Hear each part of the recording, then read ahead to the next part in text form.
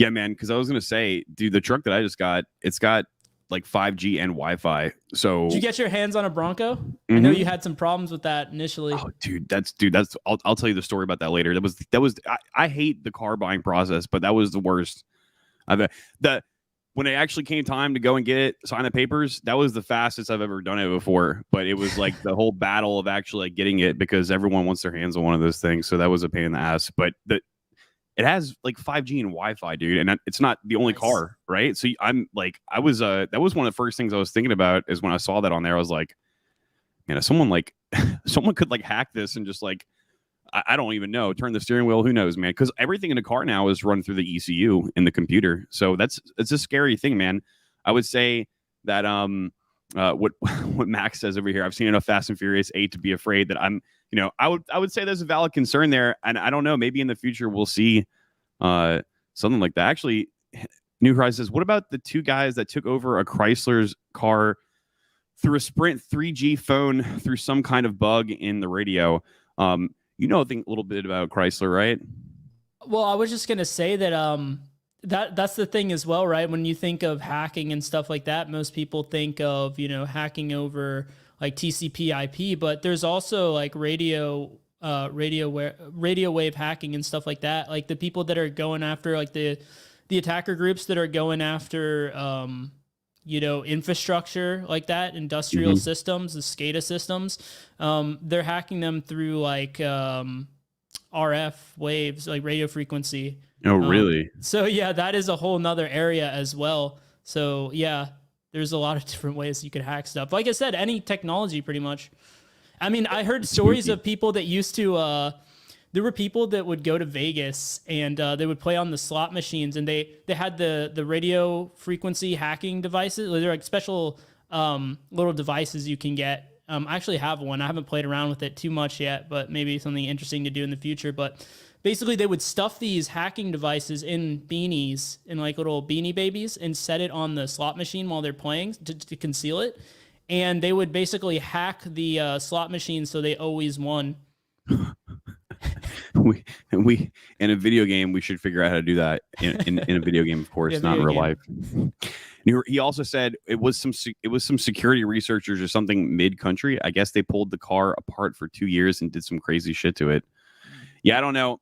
I would have to see exactly. Oh, I think this was back in 2010, 2012. They did some presentation on it, one of those Elfie conventions about it. Probably DEF CON. Yeah, maybe. But or Black Hat. Yeah, something like that. That would probably be right. But so you've spent a lot of time in the cybersecurity industry, probably about equal amount of time that I've spent in the software development industry, right? And how closely would you say that those two industries coincide together with like maybe things even up to including like people on the security side of even a single company and the development team of the single company? Like how often would you see them interacting? And how often would you see, or how much do you think it would benefit either or sides of the spectrum from like learning a little bit about the other? Oh yeah, a ton, because I'm talking with developers on a day-to-day basis. Well, maybe not in my current job now, because we have it structured out more where I have people that will kind of do that for me most of the time. But I mean, on all my other jobs, I had to interface a lot with developers, and especially because one of the biggest issues is that the developers, a lot of times, they go through school or boot camps or self-taught or however they learn programming, right?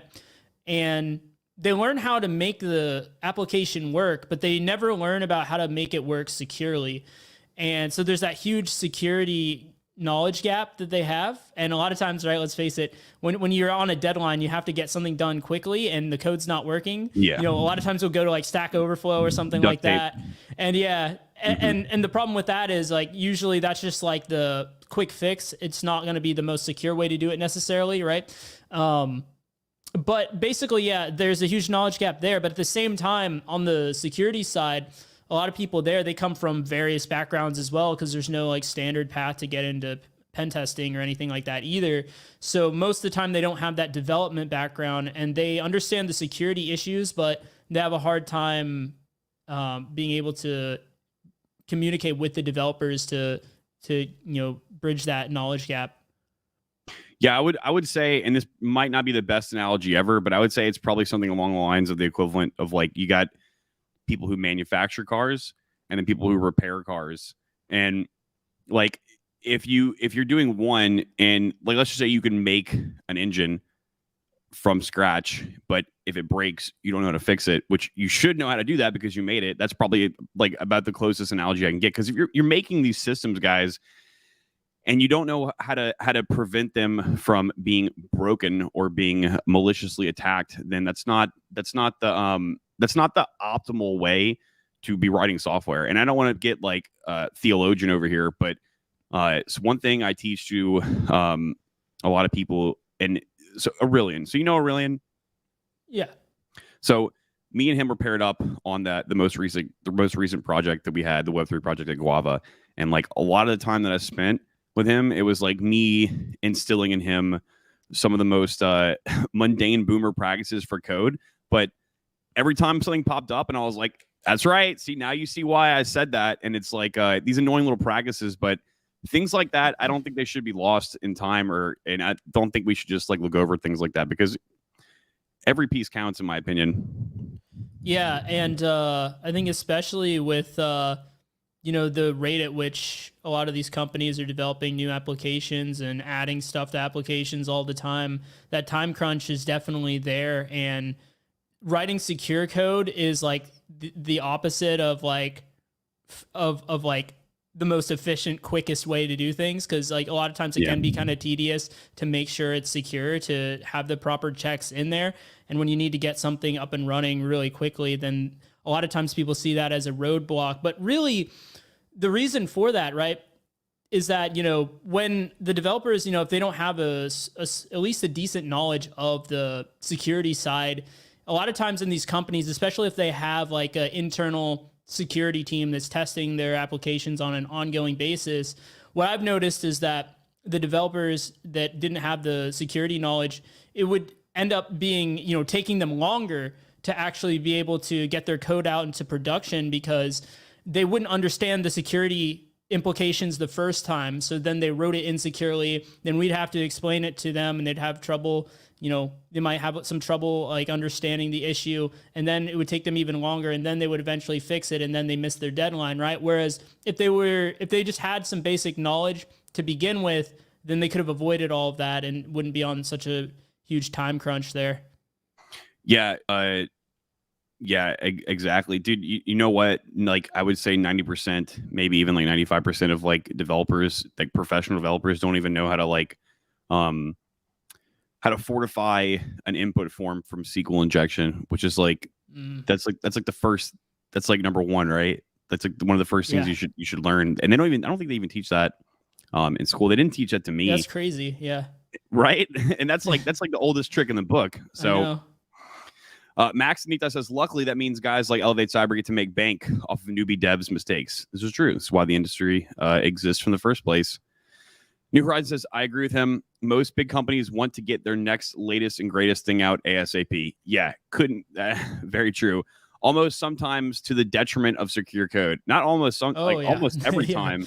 Almost every time. Because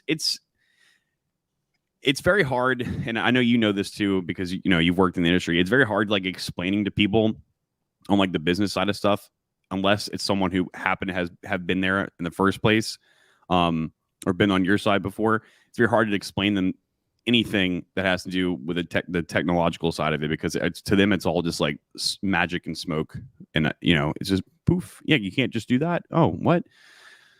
So a lot of times, and I know you've seen this too, they'll just like just get it done, just push it out there. Yeah.